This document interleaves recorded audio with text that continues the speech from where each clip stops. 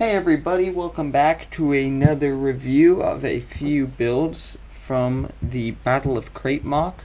This is a collaborative mock with Stop Motion Genius, so all of these creations were made by both of us. Today we're going to be looking at the V-4X-D ski speeder and a rebel turret from the Battle of Crait.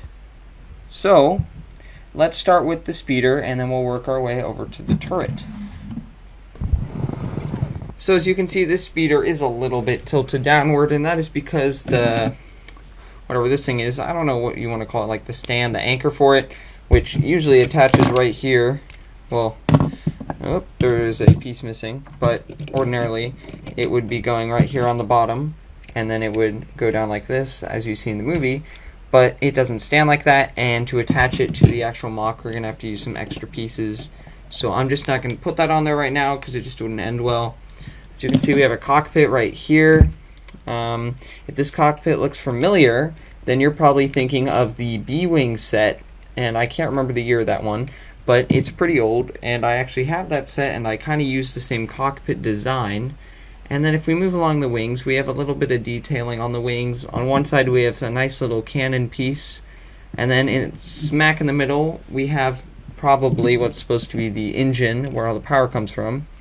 So we have some nice grill pieces on the front, some nice slope sides. It turned out really clean, just with all the flat pieces. I know some people don't love it, but I like it, and hopefully Stop Motion Genius does too, because this is the final product that we made together. On the back here we have the fin of the craft, which looks really nice. That was all Stop Motion Genius's design. It looks great. I'm really happy with how it turned out. We actually have 2 of these speeders made, and then 2 more partially destroyed speeders for our scene of Battle on Crait.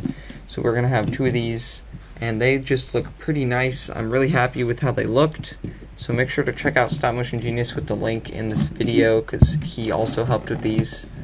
Moving on to the more colossal size thing in today's video, we have a turret from the Battle on Crait. This is actually something that I made while he worked on another part of the build, as you'll see in a building video that will be released shortly.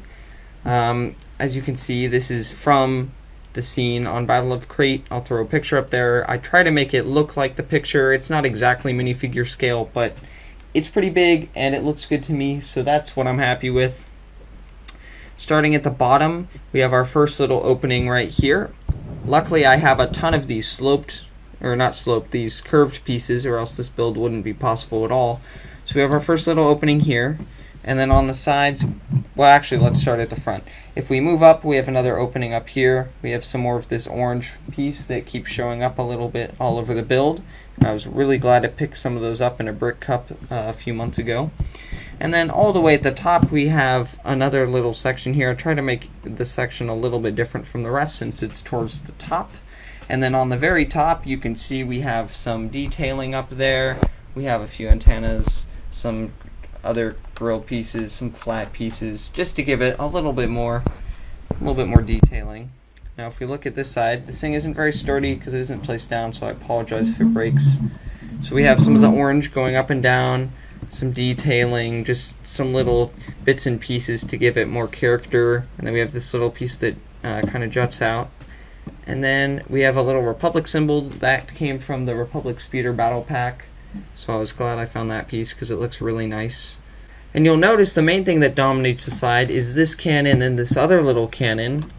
Each side has the exact same 2 cannons. This one seems to be more of a main weapon. This one looks to have just kind of some detailing and then a little mini cannon on the front of it. And those turned out really well in my opinion. And then on the other side, it is basically the same thing. I just used a few different pieces. So there's not much difference there at all. And then these do tilt, but that's not really the purpose. And then if we move to the back, you can see we used a ton of these curved pieces. I did order like 30 of them special from Bricklink, so that's why I have so many. And then we have kind of a back little fin piece, which is included in the actual version. It's a little bit chunkier than I would have liked, but I think it turned out rather nicely, and at first I wasn't liking the brownish color that I added, but now I think it gives it some great character and makes it stand out a lot more, so it draws the eye more to that back section. So as we compare these two builds, we can see that the main color contrast is just this light gray, a little bit of orange, and a little bit of dark gray, which is kind of the style for these builds, and I think they look rather on point with everything. Obviously, they're not exactly minifigure scale, but it looks good to me, and we are glad just to have them at this point. If you like this video, please go check out my Battle on Crait mock build series, which is a collab mock with Stop Motion Genius. You can also find those videos on his channel. If you enjoyed this video, if this video was fun for you, if you like the video, please give it a like and consider subscribing to my channel and Stop Motion Genius's channel. We're going to be releasing some more videos soon, so keep an eye out for those.